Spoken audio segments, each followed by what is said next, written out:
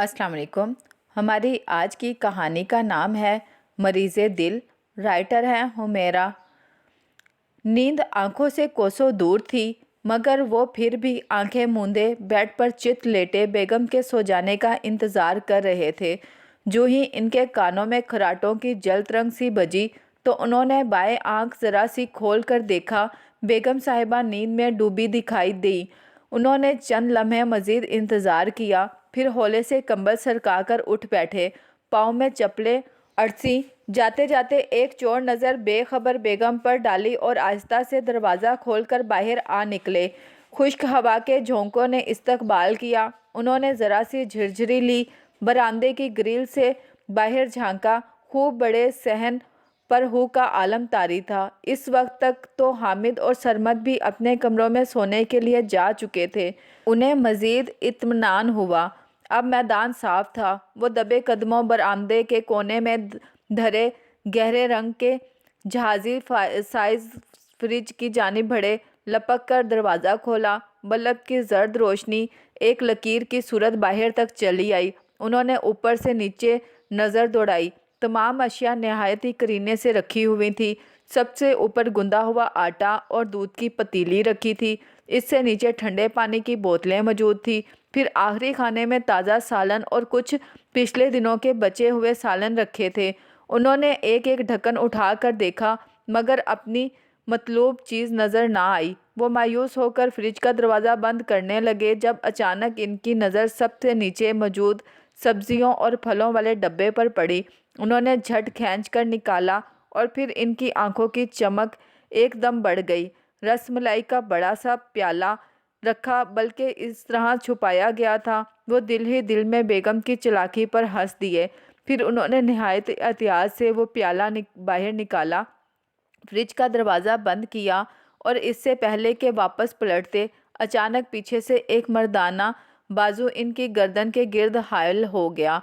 इस नागहानी आफताब पर वो उछल पड़े। प्याला इनके हाथों से फिसलने ही लगा था कि आने वाले ने अपने दूसरे हाथ से फ़ौरन इसे अपने कब्ज़े में ले लिया। अब वो फटी फटी आंखों से अपने सामने खड़े हामिद को देख रहे थे। प्यारे बाबा जान, अम्मा जान को यही धड़का लगा था कि आप आज रात इस रसमलाई के प्याले पर ज़रूर ही शब खून मारेंगे, इसलिए वो सोने से पहले मुझे चौकस रहने का कह कर गई थी। और अभी जब आप फ्रिज की जानिब बढ़ रहे थे तो मैं कमरे की खिड़की से ये नज़ारा देख रहा था। वो फ़ख्र से बता रहा था, मगर वो जलकर खाक हो गए। अरे तुम्हारी माँ अकेली क्या कम थी, जो तुम भी इसके साथ मेरी चौकीदारी में शामिल हो गए हो। मुंह का जायका ख़राब हो रहा था, इसीलिए थोड़ी सी रसमलाई खाना चाह रहा था। वो प्याले की तरफ ललचाई हुई नज़रों से देखते हुए बोले, खाई तो थी आपने शाम को सबके साथ। प्याली भरकर हामिद ने उन्हें याद दिलाया। इतनी छोटी सी तो प्याली रखी हुई थी, तुम्हारी माँ ने बामुश्किल 4 चम्मच खाए होंगे। वो भड़क उठे, आपके लिए वो भी काफ़ी है, डॉक्टर ने तो इससे भी मना कर रखा है। इतनी मुश्किल से तो शुगर कंट्रोल हुई है आपकी। हामिद ने ज़रा नरमी से समझाना चाहा। हाँ, अब तो शुगर कंट्रोल ही है, फिर थोड़ी सी खा लेने में क्या हर्ज है। उन्होंने प्याला हामिद के हाथ से लेने की कोशिश की, मगर वो बितक कर मज़ीद पीछे हट गया। बाबा जान, आप बाज आने वाले नहीं लगते, अब मैं पक्का इंतज़ाम करता हूँ। यह कहकर इसने अपनी जेब से एक छोटी सी चाबी बरामद की, फिर प्याले को फ्रिज में रखा। वो चाबी दरवाजे में घुमाई। टिक की आवाज़ के साथ फ्रिज लॉक हो गया। सॉरी बाबा जान, एहतियात बहुत ज़रूरी है, दिल के मरीज़ हैं आप, परहेज़ किया करें। यह कहकर वो लंबे लंबे डाग भरता हुआ अपने कमरे की तरफ चल दिया और बरामदे में खड़े किलसते रह गए। अरे, दिल का मरीज़ हूँ तो क्या हुआ, क्या खुदकुशी कर लूँ? हद है भई, अपनी कमाई की अपने ही घर से कोई अच्छी चीज़ नहीं खा सकता हूँ, चोर बनकर रह गया हूँ। वो भी कुछ देर तक बुड़बुड़ाते रहे, फिर थक हार कर पाँव पटकते हुए अपने कमरे की तरफ चल दिए। मियाँ बशीर साहब एक खुशबाश, खुश लिबास, खुश गुफ्तार और सबसे बढ़कर खुश खुराक शख्स वाजिया हुए थे। चटपटी और मुर्गन गज़ाओं के रसिया, हर किस्म के मीठे के दीवाने। शुमई किस्मत से बेगम भी पकाने में बहुत हुनरमंद थी। मियाँ चटोरेपन के तस्कीन के लिए खाने पकाने ایک دو کورسز مزید کر کے اپنی صلاحیت کو چار چاند لگا لیے تھے۔ میاں بشیر صاحب کا حلقہ احباب بھی خاصا وسیع تھا، پھر وہ کچھ ہلے گلے کے شوقین بھی بہت تھے۔ آئے روز گھر میں دعوتیں ہوتی، کھلا کھایا پکایا جاتا۔ بیگم بشیر بھی خوش دلی سے کچن میں جٹی رہتی۔ ان کو بڑا ناز تھا کہ وہ معدے کے راستے ہی صحیح، میاں کے دل میں برا جمان تو ہیں، مگر سدا دن ایک جیسے نہیں رہتے، ہر چیز توازن ضروری ہوتا ہے۔ میاں بشیر صاحب کی کھانے پینے کی حد درجہ بے اعتنائی کا نتیجہ شوگر بلڈ پریشر بیماریوں کی صورت میں نکلا۔ ایک رات سینے میں زور کا درد اٹھا، ایمرجنسی لے جائے گئے۔ ڈاکٹر نے انجائنا کا اٹیک بتایا۔ ڈھیر ساری ادویات کے ساتھ بیگم صاحبہ کو ایک لمبا لیکچر بھی دیا کہ یہ سب کھانے پینے میں بے احتیاطی کا نتیجہ ہے، اور ساتھ ہی ان کے لیے زیادہ سادہ خوراک کا چارٹ بنا کر دیا۔ بیگم صاحبہ کے تو ہاتھوں کے طوطے ہی اڑ گئے۔ حالانکہ وہ سب کچھ میاں کی فرمائش پر کرتی تھیں، مگر پھر بھی وہ خود کو مجرم سمجھنے لگی۔ انہوں نے گھر آتے ہی کچن سے تمام بازاری مسالوں کے ڈبے غائب کیے، کولڈ ڈرنک کی بوتلوں کو الماری کے سب سے نچلے خانے میں دفن کیا، دیگر میٹھی اشیاء کو کام والی کے حوالے کیا، روٹین کے مینیو میں ہنگامی تبدیلیاں کی۔ لیکن وہ نہیں جانتی تھی کہ سالوں سے بھنی ہوئی مرغن غذاؤں کے عادی شخص کو سادہ خوراک پر لانا کتنا دشوار ہے۔ وہ ان کے لیے پرہیزی کھانا تیار کرتی، وہ چولہے پر دھری رہ جاتی اور وہ باقی اہل خانہ کے لیے بنائے گئے سالن سے کھانا نوش فرما لیتے۔ وہ نمکوں کے پیکٹ اور ڈرائی فروٹ کا جار چھپا کر رکھتی، مگر کسی آئے گئے پر پیکٹ غائب اور جار آدھے سے بھی کم ملتا۔ ڈھونڈ ڈھونڈ کر گٹا گٹ کولڈ ڈرنک پی جاتے۔ وہ سختی کرتی تو خوب جھگڑا کرتے، بچوں کی طرح روٹھ جاتے۔ ایک دن تو حد ہی ہو گئی، ان کے بھتیجے کی شادی ہوئی تھی، انہوں نے نئے جوڑے کی دعوت کی تھی۔ وہ پتیلا بھر کر پلاؤ کے لیے گوشت کا چولہے پر چڑھا کر خود قریبی مارکیٹ سے ان کے لیے کوئی تحفہ وغیرہ خریدنے چلی گئیں۔ بشیر صاحب پانی پینے کچن میں گئے تو سوندھی سوندھی خوشبو سے بے قرار ہو کر پتیلے کا ڈھکن ہٹایا۔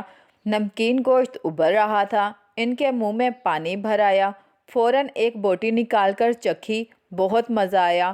اب وہ چمچہ چلاتے، ایک بوٹی نکال کر کچھ دیر چٹکی میں پکڑ کر ہوا میں لہراتے اور پھر منہ میں ڈال لیتے۔ یوں کرتے کراتے جب پتیلے میں بوٹیوں کی شرح بہت کم رہ گئی اور نقص امن کا خطرہ نظر آنے لگا تو انہوں نے فوراً فریز کھول کر گوشت کا ایک اور پیکٹ نکالا اور بغیر سوچے سمجھے پتیلے میں جھونک دیا۔ بیگم خاصی دیر سے واپس آئیں، انہوں نے جلدی میں زیادہ چیک نہ کیا اور ویسے ہی پلاؤ تیار کر لیا۔ اب کھانے کی میز پر مہمانوں کے سامنے انہیں بہت سبکی ہوئی، کیونکہ پلاؤ میں کوئی بوٹی تو بہت گلی ہوئی تھی اور باقی سارا گوشت کچا تھا۔ اس وقت تو ان کی سمجھ میں نہ آیا کہ کیا ماجرا ہے، مگر مہمانوں کے جانے کے بعد جب انہوں نے فریزر کھولا تو گوشت کا ایک اضافی پیکٹ غائب تھا۔ وہ جھٹ سے سمجھ گئیں۔ پھر جو گھر میں گھمسان کی جنگ ہوئی وہ ہمسایوں کو بھی کئی دن تک یاد رہی ہوگی۔ ان کے دونوں بیٹے بھی ماں باپ کی ایسی جھڑپوں کے عادی ہو چکے تھے۔ لاکھ ان دونوں کو اپنے باپ سے پیار تھا، مگر ساتھ وہ اپنی ماں کا ہی دیتے تھے، کیونکہ ان کے خیال میں وہ جو کچھ بھی کرتی تھیں ان کی بہتری کے لیے کرتی تھیں۔ پھر انسان کی اپنی جان لذت کام و دھن سے زیادہ پیاری تو نہیں ہوتی۔ ایسے ہی کھٹے میٹھے دنوں میں حامد نے اپنی تعلیم مکمل کر لی۔ جوں ہی اسے ایک کمپنی میں نوکری ملی تو ساری مشرقی ماؤں کی طرح بیگم بشیر کے دل میں بھی اس کی شادی کا ارمان جاگا۔ اب وہ دن رات حامد کی دلہن لاؤں گی کا راگ الاپنے لگی۔ وہ اکثر بیزار ہو کر کہتا، اماں آپ دلہن کا قصہ تو رہنے دیں، آپ کی اور ابا کی اتنی لڑائی ہوتی ہے، اہل محلہ کے ساتھ ساتھ آنے والی بھی لطف اندوز ہوا کرے گی۔ بیٹے کے انداز پر وہ تڑپ جاتی، ارے تم کیوں فکر کرتے ہو، بہو کی کچھ تو حیا کریں گے ہی، وہ ہو سکتا ہے کچھ سدھر ہی جائیں۔ پھر وہ ہر رشتہ کرانے والی سے اصرار کرتی، بس چاند سی بہو ڈھونڈ کر لا دو، بہو چاند جیسی ہو یا سورج جیسی، بس کھانا چھپانے والی نہ ہو۔ وہ آس پاس کہیں موجود ہوتے تو ضرور گل فشانی کرتے۔ وہ فقط طنزیہ نظروں سے گھور کر رہ جاتی۔ پھر خدا خدا کر کے حامد کی شادی طے پا گئی۔ دونوں میاں بیوی نے خوب دل کے ارمان پورے کیے۔ وسیع پیمانے پر تقریب کا انتظام کیا گیا۔ خاندان بھر کو مدعو کیا گیا۔ انواع و اقسام کے پکوان تیار کروائے گئے۔ مہمانوں کی آؤ بھگت کے ساتھ ساتھ میاں بشیر صاحب کو خود بھی ایک طرح سے کھلی چھوٹ ملی ہوئی تھی۔ انہوں نے ہر ڈش کے ساتھ خوب انصاف کیا۔ بیگم دور دور سے دیکھ رہی تھی اور اندر ہی اندر پیچ و تاب کھا رہی تھی، مگر وہ بھی کیا کرتی۔ اب بھری برادری کے سامنے ان کا ہاتھ روکا بھی نہیں جا سکتا تھا۔ پھر وہی ہوا جس کا تمام اہل خانہ کو ڈر تھا۔ شادی کے چوتھے روز ہی ان کو دوسرا بڑا ہارٹ اٹیک ہوا۔ ہفتہ بھر وہ ICU میں پڑے رہے۔ ڈاکٹروں کے نزدیک ان کے دل کے چاروں وال شدید متاثر ہوئے تھے اور ان کا بچ جانا ایک معجزہ تھا۔ ہاسپٹل سے فارغ ہو کر گھر آئے تو شدید نکاہت محسوس کر رہے تھے، شاید کچھ شرمسار بھی تھے۔ بیگم صاحبہ ملائمت بھری نظروں سے دیکھتی تو نظریں چرا لیتے۔ وہ دلیا کھچڑی جو بھی کھلاتی چپ چاپ بغیر کسی احتجاج کے کھا لیتے۔ موت کا منہ دیکھ آئے تھے، اس لیے زندگی اور صحت کی قدر جان گئے تھے۔ عجیب مسردگی کا شکار رہتے تھے۔ پہلے والی شوخی، شرارت اور شگفتہ مزاجی مفقود تھی۔ ایک دن بیگم صاحبہ کو کسی عزیز کی فوتگی پر جانا پڑا تو انہیں پرہیزی کھانا کھا کر دوا لینے کی تاکید کرتے ہوئے روانہ ہو گئیں۔ انہوں نے کچن میں جا کر دیکھا، ایک پتیلی میں مونگ کی بدرنگ دال اور دوسری میں پھیکا دلیا ڈھکا ہوا تھا۔ بھوک تو پہلے ہی نہیں تھی۔ وہ دونوں چیزیں دیکھ کر بالکل ہی مر گئی۔ اتنے میں کچن کے دروازے پر آہٹ سی ہوئی۔ انہوں نے پلٹ کر دیکھا تو نئی نویلی بہو کھڑی تھی۔ آداب ابا جان، آپ کو کچھ چاہیے تھا؟ مجھے بتائیں، میں نکال دیتی ہوں، وہ دھیرے سے بولی۔ شادی کے فوراً بعد تو وہ بیمار ہو کر ہاسپٹل جا پہنچے تھے، اس لیے بہو سے ٹھیک طرح سے تعارف بھی نہیں ہو سکا تھا۔ وہ کچھ جھجک گئے۔ ارے نہیں بیٹا، بھوک نہیں ہے۔ وہ ان کے تاثرات سمجھ گئی کہ وہ پتیلیوں میں موجود کھانا نہیں کھانا چاہ رہے، اس لیے پھر گویا ہوئی۔ ابا جان، آپ اپنے کمرے میں جائیں، میں آپ کے لیے کچھ اور لاتی ہوں۔ ابھی انہیں کمرے میں تھوڑی دیر ہی ہوئی تھی کہ بہو ایک چھوٹی سی ٹرے تھامے اندر داخل ہوئیں۔ ٹرے میں ایک کپ چائے اور ایک چھوٹی سی پلیٹ میں کیک کے چند ٹکڑے نفاست سے کٹے ہوئے رکھے تھے۔ ارے بیٹا، میں یہ بازاری کیک کہاں کھا سکتا ہوں؟ بیکری کی چیزیں بھی منع ہیں مجھے۔ وہ کیک کے ٹکڑوں کو حسرت سے دیکھتے ہوئے بولے۔ ارے نہیں ابا جان، یہ بیکری کا کیک نہیں ہے، میں نے رات کو خود بیک کیا تھا آپ کے لیے، بغیر چکنائی اور میٹھے کے، بس تھوڑا سا شہد شامل کیا ہے۔ ارے واہ، ان کا اشتیاق بڑھ گیا۔ فوراً ایک ٹکڑا اٹھا کر منہ میں رکھا۔ اگرچہ میٹھا برائے نام تھا، مگر ذائقہ اور خشتگی لاجواب تھی۔ وہ دراصل میرے والد صاحب بھی آپ کی طرح کھانے پینے کے بہت شوقین تھے۔ اس کی آنکھوں میں نمی سی چمکی۔ بہو کے والد حیات تھے، مگر وہ بھی چونکہ دل کے مریض تھے اس لیے سب کچھ نہیں کھا سکتے تھے۔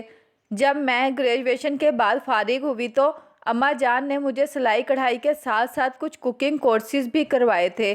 وہ ہولے ہولے بول رہی تھی اور وہ نہایت ہی انمناک سے بہو کی باتیں سن رہے تھے۔ اور پھر میں نے ان کی خاطر ایسے کھانے بنانے کی تربیت بھی حاصل کی جو شوگر اور دل کے مریضوں کے لیے بھی محفوظ ہو، بغیر چکنائی اور قدرتی مٹھاس کے ساتھ۔ اچھا بیٹا، کیا کیا بنا لیتی ہو تم؟ وہ دبے دبے جوش سے پوچھنے لگے۔ بغیر چکنائی کے ہلکے مسالوں کی بریانی، سبزی، کباب جو فرائی نہیں کیے جاتے بلکہ اسٹیم کیے جاتے ہیں، مختلف طرح کے بسکٹ جن میں تھوڑا سا شہد شامل ہوتا ہے۔ ابا جان، میں آپ کے لیے بھی تیار کر دیا کروں گی، آپ وہ محدود مقدار میں آسانی سے لے سکتے ہیں، وہ فخریہ بتا رہی تھی۔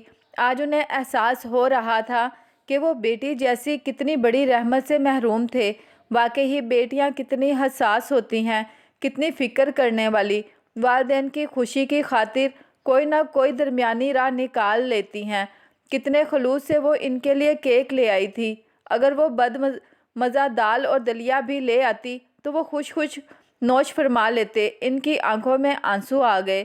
یہ اپنے رب کے حضور شکر گزاری کے آنسو تھے جس نے انہیں بہو کی صورت میں بیٹی دے دی تھی انہوں نے اپنا ہاتھ پیار سے اس کے سر پر پھیرا اور پھر وہ دونوں بھیگی آنکھوں کے ساتھ مسکرا دیے۔